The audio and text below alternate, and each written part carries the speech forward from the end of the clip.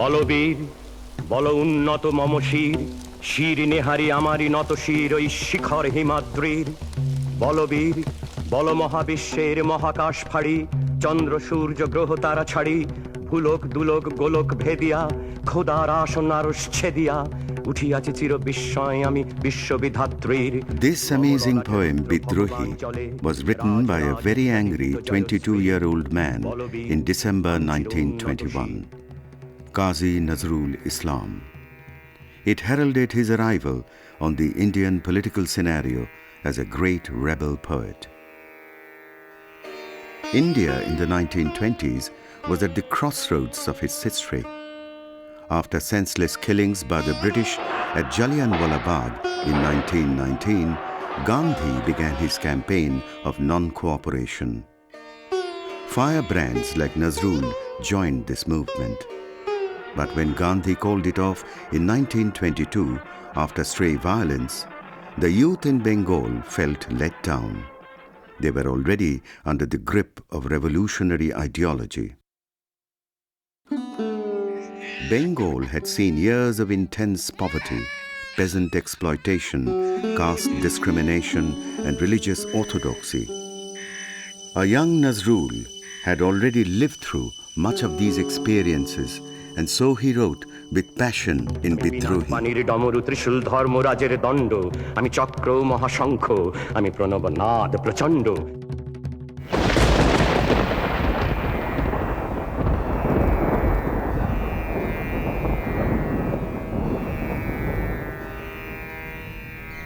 Nazrul was born on 24th May 1899 in Churulia, a village in Bardhaman district, West Bengal. His was a family of Qazis or judges who had migrated from Bihar to this western fringe of Bengal. His father was the imam of a mosque. Nazrul was one of several children born in poverty. He was named Dukho Miya, the sorrowful one. Nazrul grew up amidst Hindu and Muslim ruins in his native Churulia.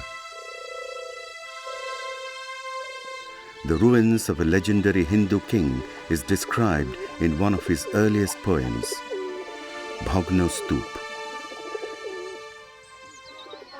Nazrul began studies at the Muslim elementary school, but after his father's early death, Nazrul at the age of 10 was made the village mullah and muazzin, caller for prayers at the mosque.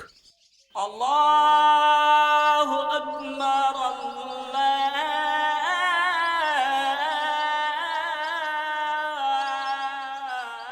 He looked after the shrine of a Muslim pir as a caretaker. Soon he was drawn into a group of traveling musicians, the Leto.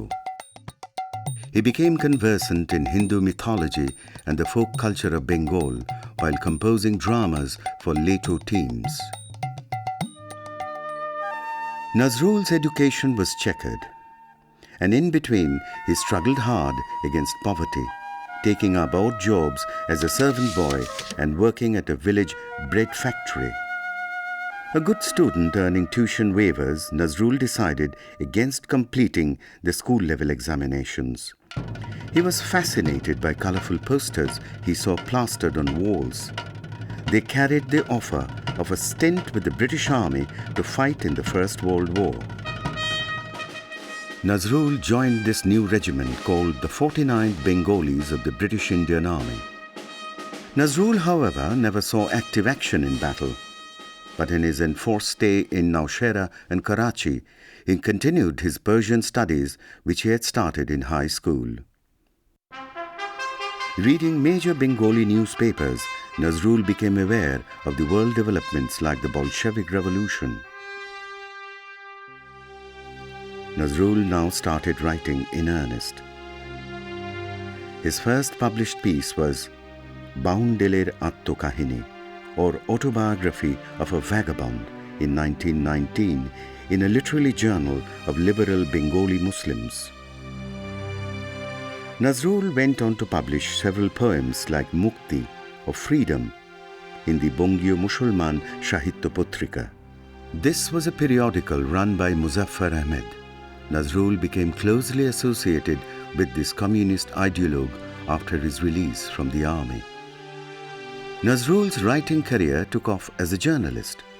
With Muzaffar Ahmed, he brought out the evening daily Nabojug with the support of prominent Muslim politician Fazlul Haq. His writings on political issues linked the Indian struggle with the Russian Revolution, the Irish Rebellion, and the new Turkey under Kemal Ataturk.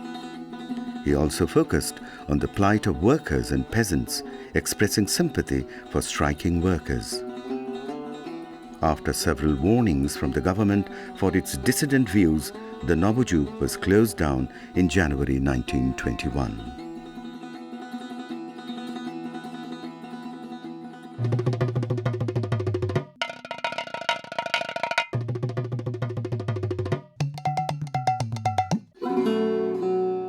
Music now played an important part in Nazrul's life.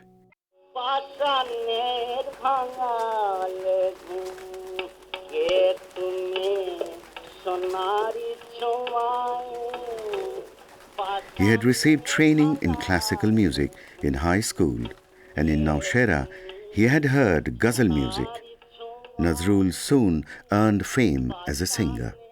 It's difficult for me to cover the dimension of Nazrul's compositions. We start from national songs, songs on patriotism, shall I say, then songs on religion, then songs on folk, on many varieties of folk, then on different countries and different situations, and then on animals, birds, such like, and of course, human beings. Nazrul's songs were unique compositions in Bengali, often sprinkled with Arabic and Persian words. He introduced ghazals in Bengali for the first time.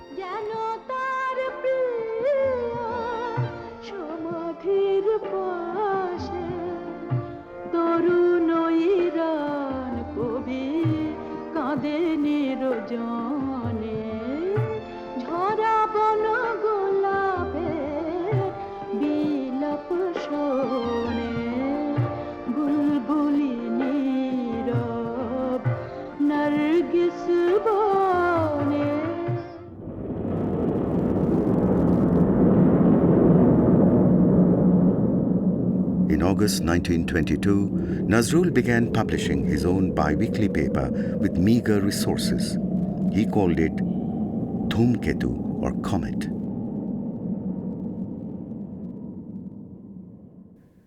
Leading literary figure Sharat Chandra Chattopadhyay encouraged him to speak the truth about both adversaries and friends. Rabindranath Tagore welcomed dhumketu as the comet which would awaken those who were still unconscious.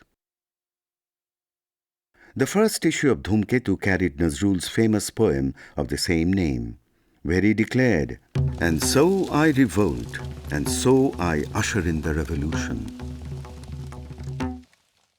Dhumketu was Nazrul's expression of revolt against multiple injustices which kept man in bondage. Nazrul's language of protest was a unique blend of metaphors drawn from both Islam and Hinduism. He invoked the strength of Durga as she annihilated the demon in his poem, Anandamoyir Agumane, which appeared in Dhumketu. He also sought to celebrate Shiva's cosmic dance of destruction in his poem, Pralayullash. Equally, Dhumketu sought to draw attention to the heroic tradition of Islam with articles on Muharram and Karbala, the Zamzam well at Mecca and Medina. In the very first issue of Dhumketu, he wrote that the greatest religion was humanism and stated that promoting Hindu-Muslim harmony was his foremost goal. Hindu Musalman, Muslim tar noyon moni, Hindu tahar pran, Akshe akash mayer kole, Jano robi shoshi dole, Ek rokto buker tole, Akshe nadir tan, Mora ek brinte duti kushum, Hindu Musalman. Conservative Muslim newspapers lambasted Nazrul as a kafir, and Hindu orthodoxy socially boycotted him as an outcast. I think it's important to recognize that the relevance of Nazrul's thinking today is confined to not so much the fact that he was rebellious, but it relates to the fact that he was rebellious on causes which are still extremely important. One of which, of course, is his rebellion against the narrow-mindedness of sectarianism, dividing people up on some one line, religion, ethnicity, or even nationality. In November 1922, the British authorities banned dhumketu, arrested Nazrul, and sentenced him to a year's rigorous imprisonment.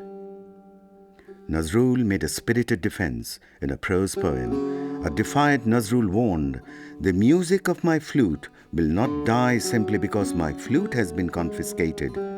The music is not in my flute, it is in my heart." Prison could not silence Nazrul's pen. Stirring poems like Shikol Porar Chol, composed in 1924, and Srishti Shukher Ullashe, composed in 1923, were impassioned cries of a free spirit. In May 1923, Nazrul went on a hunger strike, protesting unfair conditions in jail. His hunger strike extended to 40 days, causing concern for his failing health. Tagore, in a telegram, asked him to give up the strike in the greater interest of literature. He dedicated his musical drama, Boshanto, or Spring, to the fiery poet, hoping he would bring the spirit of spring to a jaded nation. Eventually, Nazrul was persuaded to give up the fast by his surrogate mother, Biroja Devi of Kumilla. Nazrul had received considerable affection from the Sengupta family of Kumilla. He was deeply drawn to Promila, the young niece of Biroja Devi. On his release from prison in December 1923, he hastened to Kumilla and proposed marriage to Promila, whom he called his Bijoyini, the victorious one. 1924 সালের April মাসে কাজী নজরুল ইসলামের সঙ্গে প্রমীলা সেনগুপ্তর বিবাহ হয়।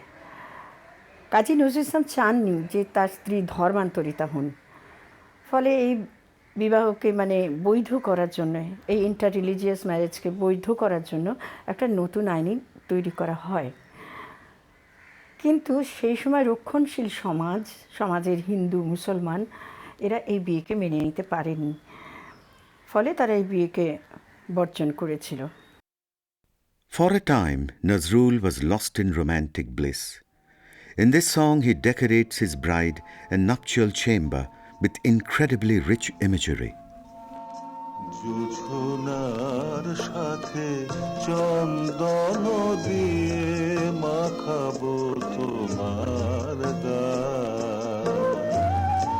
রামধনু হতে লাল রং ছানি আলতা পরাবো আমার গানের সাছুর দিয়া তোমার বাসর রচিব প্রিয়া তোমারে ঘেরিয়া গাহিবে আমার। An untiring advocate of gender equality, Nazrul made an inspiring plea in his poem Nari. Tear open your veil, woman, break your chains, get rid of all your marks of slavery, all your ornaments. সামনের গান গাই আমার চক্ষে পুরুষ রমণী কোনো ভেদাভেদ নাই। Savage communal riots broke out in Calcutta in 1926. The anguished voice of Nazrul cried out, "This heart is the mosque, the temple, the church. There is no temple or Kaaba greater than the heart." To ease the communal frenzy, Nazrul wrote in 1926 his stirring song Kandari Hushiyar, Helmsman Beware, hailed by Subhash Bose as the most inspiring of India's national songs.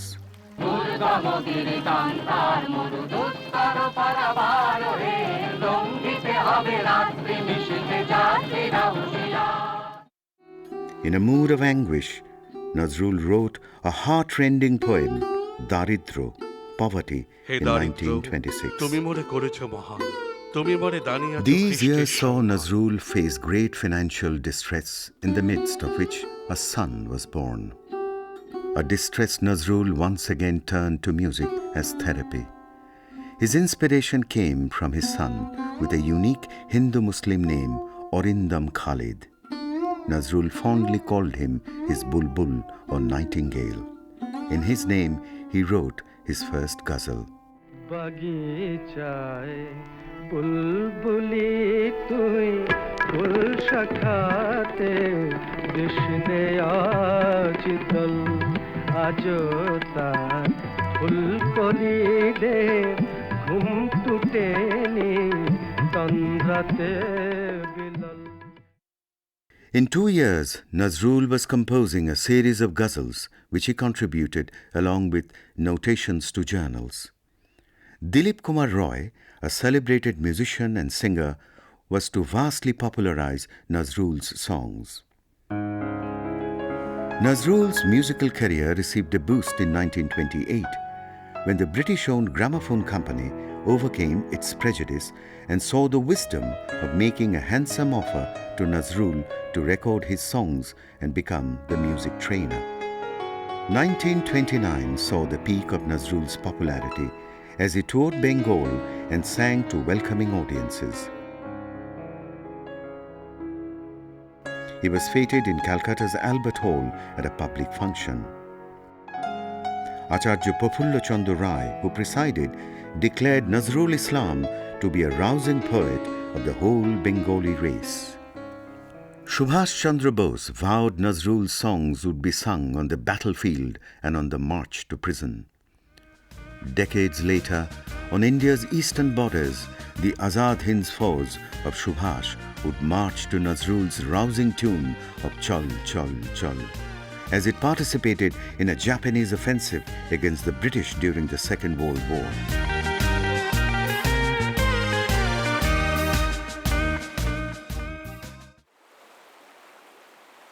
Nazrul's cup of joy drained out too quickly. In May 1930, his beloved son Bulbul died of smallpox, leaving him desolate. Although he was to have 2 more sons, the acute sense of loss remained.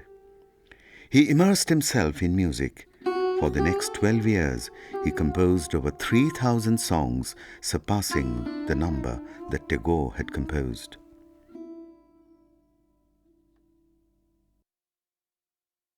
Nazrul's sense of rebellion also expressed itself in his musical composition. Breaking all convention, he drew on multiple musical influences ranging from classical to folk, from the Persian Ghazal tradition to South Indian music. Many of his love songs composed in semi-classical style were unabashed statements of earthly passion, shocking at a time when Tagorean restraint and Brahmo norms of morality conditioned the literary style.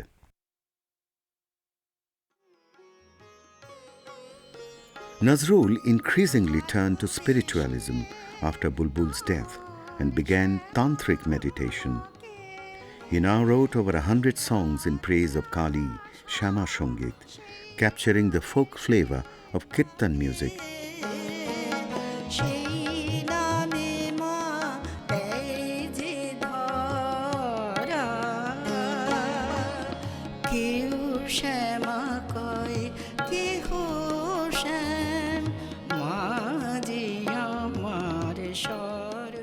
At the same time, Nazrul sought to unravel the secret meaning in the Quran. He translated, with other scholars, 38 chapters or surahs of the Quran. He also undertook the translation of selections from Hafiz and Omar Khayyam.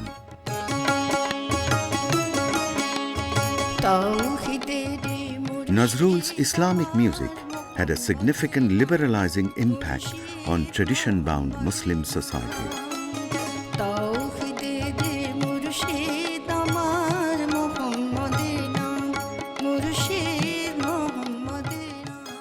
In 1931, Nazrul entered the world of theatre and films and later joined Calcutta Radio as story and scriptwriter and music director. In 1939, Nazrul suffered yet another personal tragedy when his wife Promila suffered a paralytic attack which left her bedridden. Nazrul felt increasingly troubled.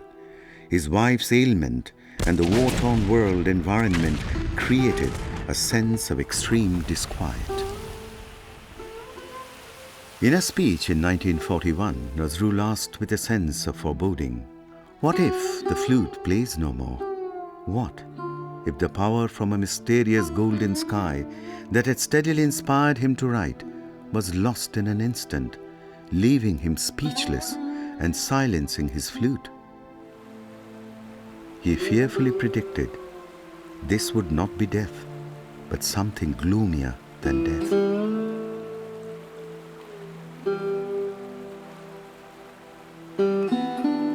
In August, on the demise of Rabindranath Tagore, Nazrul's broadcast Robi Hara, or Losing Robi, which captured his sense of being utterly bereft.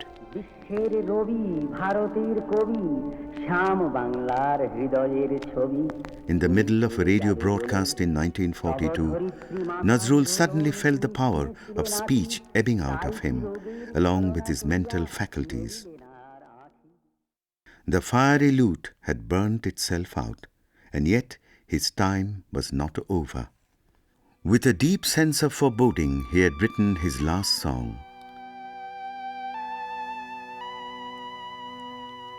খেলা শেষ হলো, শেষ হয় নাই বেলা, কাঁদিও না, কাঁদিও না, তব তারে রেখে গেনু প্রেমানন্দ মেলা, শেষ হয় নাই বেলা। Indeed, Nazrul's time was not over, and he was to live for another 34 years in a state that he had himself described as gloomier than death. যদি আর বাঁশি না বাজে, আমি কবি বলে বলছি না, আমি আপনাদের ভালোবাসা পেয়েছিলাম, সেই অধিকারে বলছি, আমায় আপনারা ক্ষমা করবেন, আমায় ভুলে যাবেন, বিশ্বাস করুন। Medical treatment in India and abroad resulted in no improvement. The fiery poet's fine mind was tragically lost. Honours poured in. Calcutta University bestowed its prestigious Jagotarini Gold Medal on Nazrul in 1945. The Indian government honoured him with the Padma Bhushan in 1960. Bangladesh, which marched towards independence in 1971, singing his inspirational song, brought him to Dhaka in 1972. আমি প্রেম দিতে এসেছিলাম, প্রেম পেতে এসেছিলাম, সে প্রেম পেলাম না বলে আমি এই প্রেমহীন নিরস পৃথিবী থেকে নীরব অভিমানে চিরদিনের জন্য। He was given citizenship and awarded the prestigious Medal of Gallantry, Ekushe Paduk, and declared him as the national poet of Bangladesh. Dhaka University honoured him with a second Delete degree. In a supreme irony, these honours were heaped on a poet whose mind had already left him. তোমাদের পানে চাহিয়া বন্ধু, আর আমি জাগিব না, কোলাহল করি সারা দিন মান, কারো ধ্যান ভাঙিব না, নিশ্চল নিশ্চুপ আপনার মনে পুড়িব একাকী গন্ধ বিধুর ধূপ। On August 29, 1976, Nazrul passed away, his wife and a son having already predeceased him.